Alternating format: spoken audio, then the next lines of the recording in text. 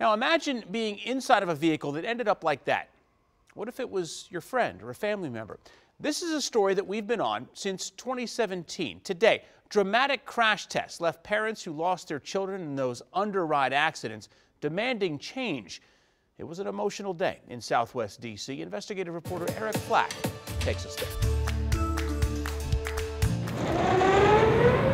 Less than 2 miles from Capitol Hill Tuesday,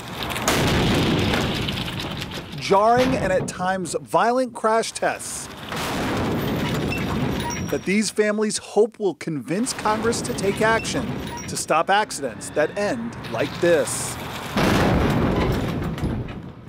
That is called an underride accident. It's when a car slides underneath a semi-trailer during a crash, often killing or even decapitating the passengers inside the vehicle. Lois Durso's daughter Roya died in an underride accident 15 years ago. Watching other parents suffer the same loss the same way, only adding to her grief.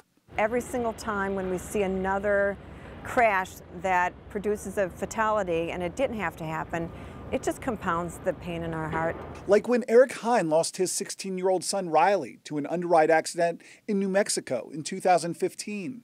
Yeah, this is a tragedy that is entirely preventable. I don't want any other families to have to suffer like we have. The families of underride victims hoping Tuesday's demonstration will help convince Congress to pass the Stop Underrides Act. That bill, introduced after WUSA 9's series of underride reports and relentless pressure from families of underride victims, would help prevent deadly underride crashes by requiring underride guards on the sides of semis and updating standards for underride guards on the back of trucks. The trucking industry opposes the new law, saying the tougher requirements would yield little, if any, safety benefit, while costing truckers billions to comply with. But for parents like Eric Hine, no price is too high to spare another family his pain.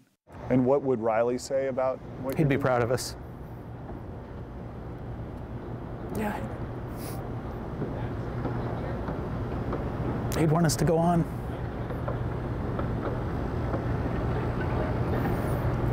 And we will. I have to remain optimistic. Somebody will hear us.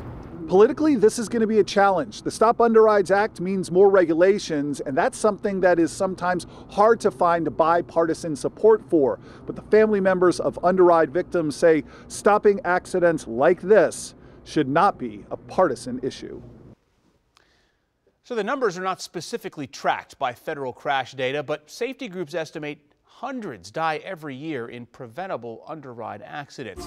We've got an unedited look at today's crash tests. You can see that on our website or on our news app. Let's talk about the future.